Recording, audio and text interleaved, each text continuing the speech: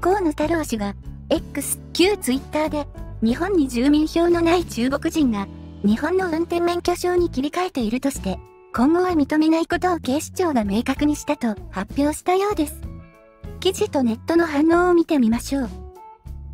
河野太郎議員は X にて日本に住民票のない中国人が来日して中国の運転免許証を日本の免許証に切り替えることについて今後認めないことを警察庁が明確にしたと発表しました。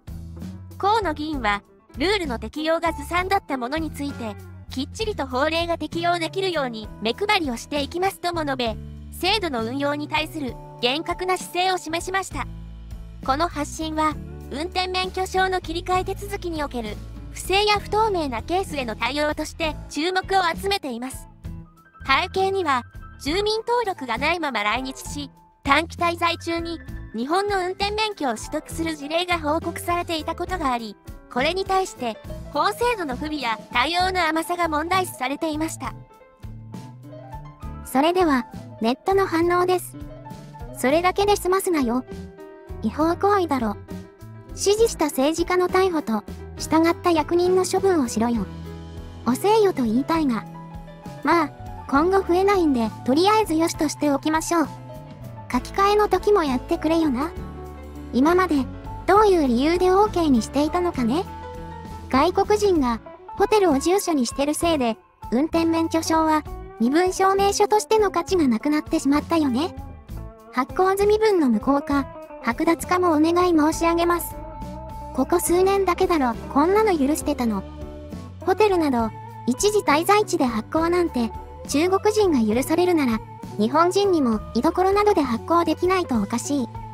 これまで発行した分も訴求的に無効にしないと犯罪の温床助長してる状態。警察庁が中国犯罪を推奨してる格好になってる。どうした？急に。遅すぎる感否めないが、今すぐ実行に移して発行した分も速やかに執行してくれればそれでいい。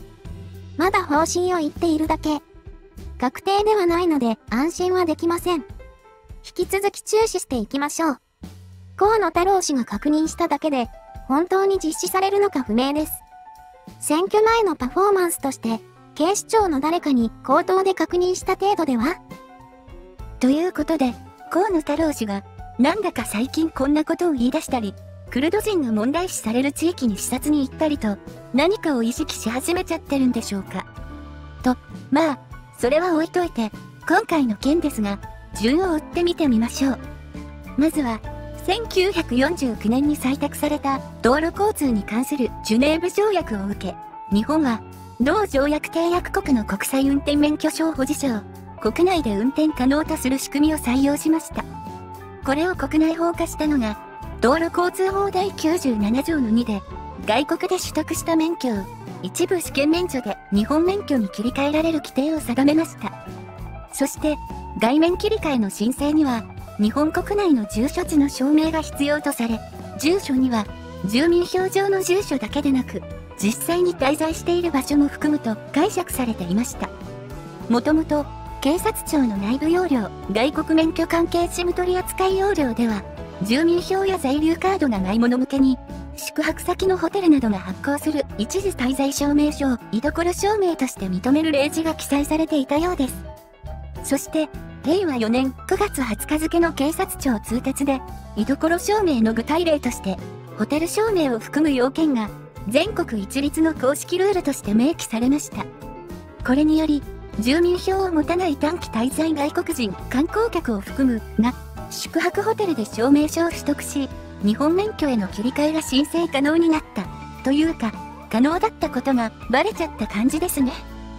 外国免許切り替えでは実地試験が免除され、筆記試験は丸×10問と比較的簡単で、その結果、訪日外国人ドライバーによる事故報告が増加することになりました。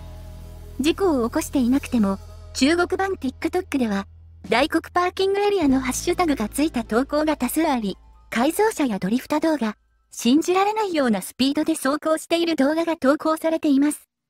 一歩間違えば、日本人ドライバーを巻き込んだ大事故につながるような運転が散見されていますが、すでに事故を起こしてニュースになったことも報道されていますよね。他にも、違法な白タク営業に利用されたり、レンタカーで事故を起こし、そのまま乗り捨てて帰国するという事件も複数報じられているようです。また、人身売買、非合法労働の移動手段としての懸念も指摘されているようです。日本は、2024年版人身取引報告書で、外国人労働者の強制労働や債務労働が依然問題視される主要な先進国の一つとされているようです。日本で人身売買というと、ちょっとピンときませんが、対ミャンマー国境地域を拠点とする人身売買組織が、被害者を日本に連れてきた後、日本国内で強制労働や売春をさせるというケースが報告されていて、その移動手段として免許取得を組み込む懸念があるようです。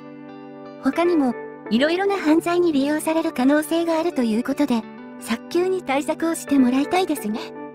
今回の河野さんの発言は、とてもいいことだとは思いますが、実際に警視庁のサイトなどでは、そのことが今のところ確認できず、この動画作成時点では、今までと何も変わっておらず、まだ、ホテルの住所で、免許の切り替えができると案内されているので、まだまだ油断はできませんね。